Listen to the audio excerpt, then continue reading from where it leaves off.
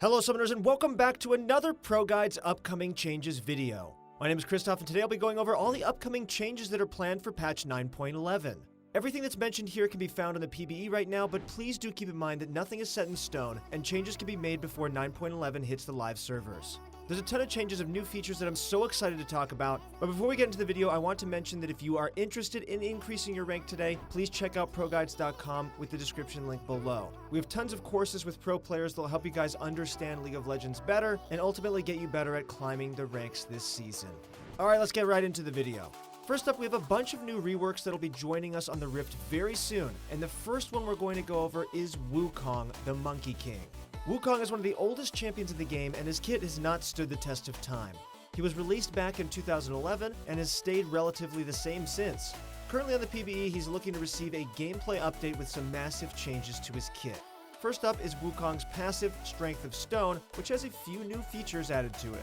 There is a new effect called Crushing Blows, which applies a passive stack up to a maximum of 5 when Wukong or his clone hits a target. Targets hit by Crushing Blows will take 4% increased damage from Wukong, allowing him to keep his one-shot assassin playstyle. Strengths of Stone's old effect, Stone Skin, has been redesigned as well. When 3 or more enemy champions are visible within 1400 units, Wukong gains armor and magic resist depending on his level and bonus defensive stats. This effect lasts for 6 seconds and renews if enemies remain nearby. Next up, his Q, Crushing Blow, is being changed to Golden Magical Staff. This ability now has a passive.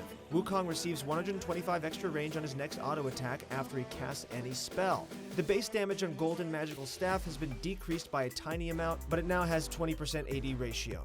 On top of that, the bonus damage has been changed to give a flat amount per rank and also converts to magic damage instead of physical damage. Lastly, this ability no longer grants armor penetration and will also heal Wukong based off his AD. His W, Decoy, has been renamed to Warrior Trickster, and the ability has completely changed. Wukong's W will now create a clone that attacks nearby enemies for 50% of Wukong's damage. The clone's lifespan has increased by a small amount, and pressing S to stop moving will look identical to enemy players. In addition, Wukong's dash range when casting his W is increased to 200 units, and the cooldown has been decreased by 2 seconds. Nimbus Strike will remain pretty similar to the current live version, but its AD ratio has been decreased from 80% to 50%. It will receive a compensation buff on its AoE target range as well. Lastly, Wukong's ultimate Cyclone will no longer lock you out of using your other spells while using this ability. This means that you can now cancel your ultimate early to cast your other abilities. The Wukong rework will probably not be released next patch, but if you want to test it out, make sure to download the PBE. Diana is the next champion receiving a rework, and the changes made to her kit are the most controversial. A lot of Diana mains are complaining about how these changes will make her worse than she already is and are demanding different changes. To start, her base stats have been changed slightly with an increase in her base attack speed and attack speed per level, but seeing a decrease in her base mana.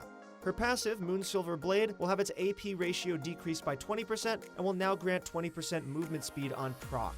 However, these changes are followed by a few compensation nerfs. Diana will no longer receive 30 to 90% attack speed after casting a spell, and her passive will no longer grant 15% of AP as mana on proc.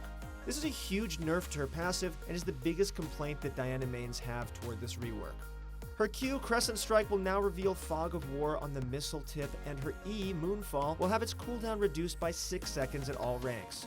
Overall, these changes are not the best for Diana, and it'll likely end up dropping her into our D tier for the mid lane. However, please do keep in mind that these changes aren't final and adjustments can be made in the future.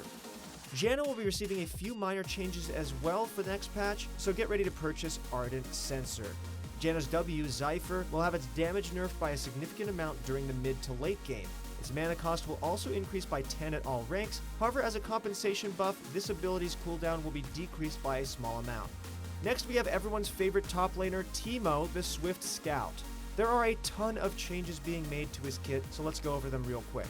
His base mana regen per level, and mana per level will be increased by a decent amount, followed by a nerf to his base AD and attack speed per level. Teemo's passive, Toxic Shot, will now deal 8 to 50 bonus magic damage and leave a poison dot that deals 24 to 180 magic damage over 4 seconds. Toxic Shot damage is amped by 50% whenever there are other poison debuffs on the target. His Q, Blinding Dart, will have its base damage decreased by a decent amount and its mana cost increased by 10 at all ranks.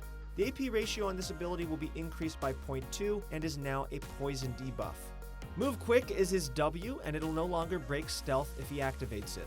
Guerilla Warfare is his E, and it's pretty much the same thing as his old passive. After a 2-second delay, Teemo becomes invisible if standing still or in a brush, and then move up to 5 to 10 Teemo units while out of the brush. However, any non-periodic damage from champions will still break him out. While stealth, Teemo can see 25% further away and will gain an attack speed steroid for 3 seconds after breaking out of stealth. Lastly, his ultimate Noxious Trap will have its base damage and AP ratio significantly reduced. The mushroom ammo max count has been increased from 3 to 5 at max rank, and traps now become invisible after 1 second. Zac is often talked about when it comes to unsatisfying reworks, so he'll receive a few changes for next patch. In order to make Zac more satisfying to play, his ultimate, Let's Bounce, has been reverted. It will now make Zac bounce 4 times while gaining movement speed and knocking enemies in the air. His Q, Stretching Strikes, will have its cooldown increased by 2 seconds during the early game, and his W's damage has been decreased from 4% to 2%. Yuumi, the Inting Cat, was hotfixed earlier in patch 9.10. Here is what Riot actually changed. Her base mana regen and passive mana restore were increased by a significant amount. Her Q, Prowling Projectile, had its damage, AP ratio, empowered damage, slow, and slow duration greatly increased. Yuumi's E, Zoomies, had its minimum and maximum healing increased by 10 at all ranks, and her ultimate, Final Chapter, has its multi-hit damage reduction reduced to 50% from 60%. These changes helped her out a bit, but she's still holding on to a 37% win rate. Next, we have a rework that's coming to one of the oldest champions in the game, Malphite. There'll be a few new changes made to a couple of his abilities. Let's quickly go over them.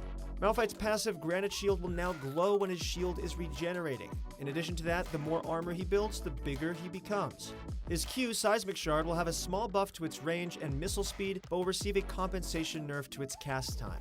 Seismic Shard's secondary ability, which stole movement speed from your opponent, has been removed, and you'll now gain and slow your opponent for a flat amount of movement speed. Thunderclap is his W, but most of you probably know this ability as Brutal Strikes. On cast, Malphite resets his auto attacks and deals physical damage based off his armor. He will now create aftershocks for the next 6 seconds that will cleave all enemies in a range of a cone. Lastly, there are some planned changes that haven't been released yet but are looking to make its way on the live server next patch. The devs have mentioned that they will follow up on the Rageblade nerfs and could possibly make some adjustments. The ARAM balance team has also stated that they're possibly looking to make even more balance changes to the popular game mode.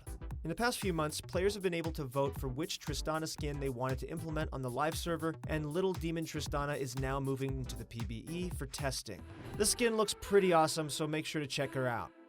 That's it for upcoming changes for patch 9.11. Let us know which change you guys are most excited about, and if you enjoyed watching this type of video, then please leave a like, comment, and subscribe to our channel to be notified for the next one. Also, make sure to check out ProGuides.com using the link below if you want to see huge improvements to your guys' rank. Thank you guys so much for watching, and we'll see you on the Rift.